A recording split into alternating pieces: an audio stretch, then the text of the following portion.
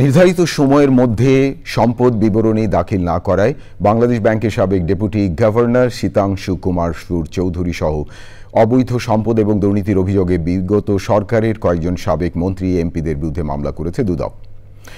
তদন্তে দুর্নীতির সংশ্লিষ্টতা পেলে তাদের বিরুদ্ধেও ব্যবস্থা নেওয়ার কথা জানিয়েছেন দুদকের মহাপরিচালক। দুদক চেয়ারম্যানের সাথে সাক্ষাৎ করে রাজনীতিবিদদের দুর্নীতির সহায়ক হিসেবে আমলাদের বিষয় তদন্ত করতে দুদককে আহ্বান জানিয়েছেন গণ অধিকার পরিষদের সভাপতি নুরুল হক রুন।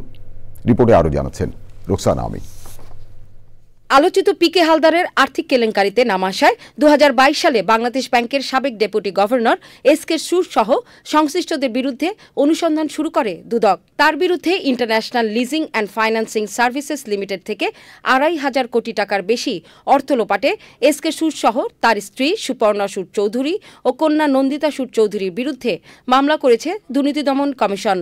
অস্বাভাবিক লেনদেন ও অবৈধ সম্পদ অর্জনের অভিযোগে সাবেক মন্ত্রী অ্যাডভোকেট কামরুল ইসলাম, সাবেক প্রতিমন্ত্রী মহিবুর রহমান ও সাবেক এমপি জান্নাতারা হেনরি ও তার স্বামী শামীম তালুকদার সহ আরও কয়েকজন এমপির বিরুদ্ধে মামলা করেছে দুদক। মামলার বিস্তারিত তুলে ধরেন দুদকের মহাপরিচালক। তদন্তকালে আরও সম্পদের তথ্যাদি পাওয়া গেলে এবং আরও কোনো ব্যক্তির সম্পৃক্ততা পাওয়া গেলেও তাদেরকেও এই মামলায় সম্পৃক্ত করা হবে।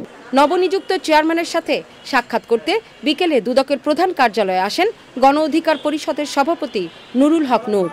নিশ্চয়ই এই টাকা শুধুমাত্র রাজনীতিবিদরা পাচার করে নাই, এর সাথে আমলাদেরও বড় একটা অংশের কিন্তু যোগ সাজেশ ছিল।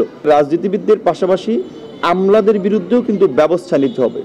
এদিকে 9 প্রকল্পের 80,000 কোটি টাকার দুর্নীতির অনুসন্ধানে কেন্দ্রীয় ব্যাংকের বাংলাদেশ ফাইন্যান্সিয়াল ইন্টেলিজেন্স ইউনিটের কাছে শেখ হাসিনা সহ শেখ পরিবারের সদস্যদের ব্যাংক অ্যাকাউন্টের নথি ও বিবরণ চেয়েছে দুদক। অন্যদিকে 24 জন মন্ত্রী এমপির দ্বৈত নাগরিকত্বের তথ্য চেয়ে প্রয়োজনীয় ব্যবস্থা নিতে ইসি ও স্বরাষ্ট্র মন্ত্রণালয়ে চিঠি পাঠিয়েছে দুদক। রোকসানা আমিন, চ্যানেল আই, ঢাকা।